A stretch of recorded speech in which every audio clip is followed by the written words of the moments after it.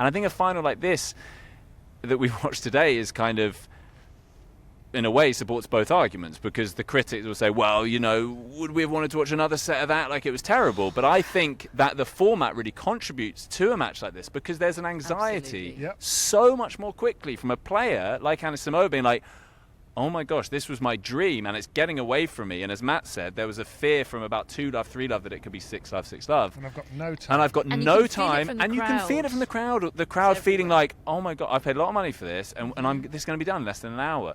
It just adds to the pressure and anxiety that you're already feeling, that there's no time to turn it round. It does feel a little bit of one of those moments where you're like, you need to take a step back. And in a sport like tennis, the idea, one of the most, in theory, equitable sports, and where you've got the biggest superstars, that we're telling Serena Williams and Arina Sabalenka and whoever, you have to play a smaller format.